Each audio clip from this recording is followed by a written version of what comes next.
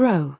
I just watched the Chair Company Season 1 finale and my brain is actually melting. This show went from a simple broken office chair moment to full-on corporate crime, fake producers, mysterious masked men, and maybe even telekinesis. And trust me, the ending answers some questions, but opens even bigger ones. So today, I'm breaking down the Season 1 finale in the simplest and most engaging way possible. Stick till the end, because the final reveal might completely change how you see this show. Welcome back guys, I'm Shekar, and today we're decoding the madness, the mystery, and the comedy behind the Chair Company. Created by Tim Robinson and Zach Carnin for HBO, this series mixes cringe comedy with conspiracy thriller, and somehow it works way too well. Let's jump into the finale, because things get wild. Ron's big decision and why he goes back. So first, Ron. Our poor guy who fell out of his chair and had his whole career flipped upside down. At the start of the finale, he's done with the investigation. Done with Tekka. Done with Alice. He wants no smoke. Why? Because exposing Tekka could destroy his wife Barb's dream. And Ron is soft-hearted, bro, he can't do that. But that changes fast.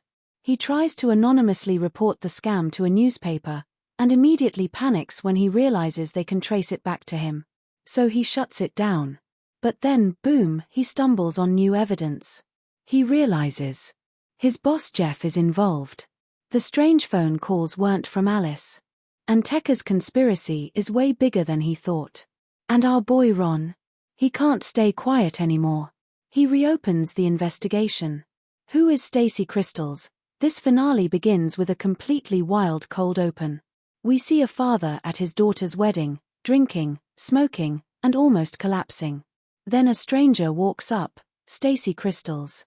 A smooth-talking, Hollywood producer. He tells the father he could be a pop star, like Sabrina Carpenter level. Bro, red flag. Then Stacy calls an associate and says the whole thing was a scam. Seconds later, he gets shot by a kid holding a 3D printed gun. The kid tells Stacy, "You ruined my dad's life." Then shoots him. At first we're like, who is this guy? Later, Ron discovers a photo of Stacy with Jeff. And Jeff breaks down when he hears Stacy died. It becomes clear, Stacy was Jeff's partner in scamming vulnerable people by pretending to be a producer. He ruined families, including that kid's father. So yeah, Stacy wasn't a producer.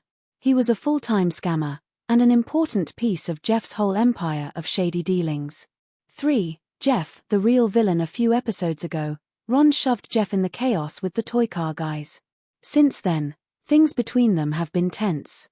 In the finale, Jeff invites Ron to karaoke to work things out. He plays Ron some songs he recorded.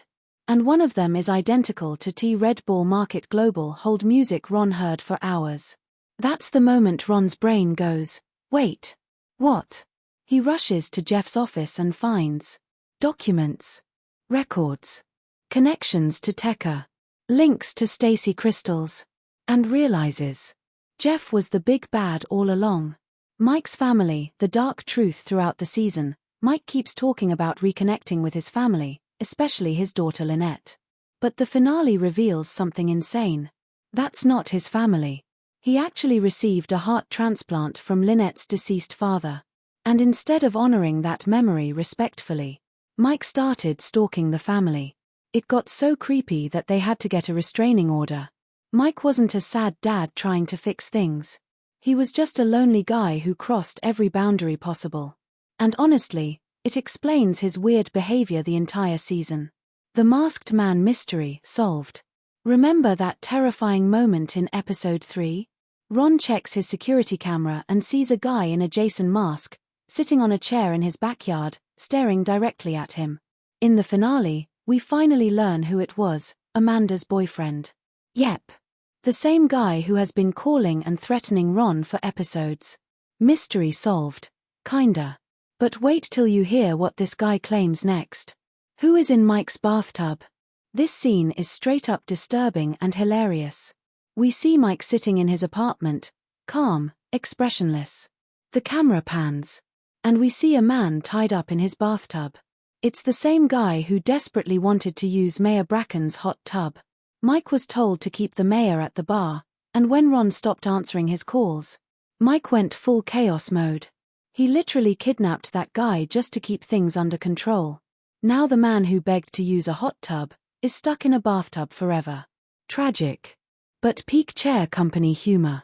Did Amanda break Ron's chair with telekinesis? This is where things get wild. Ron meets the mystery caller, Amanda's boyfriend, at their old high school. He's unhinged. He's unstable. And he claims something crazy. He says Amanda has telekinetic powers. And she broke Ron's chair with her mind as revenge for an embarrassing moment back in high school. Tell me in the comments, do you think Amanda actually has telekinesis? Or is her boyfriend just insane? If you enjoyed this deep dive, smash that like button, subscribe, and I'll see you in the next breakdown. Thanks for watching.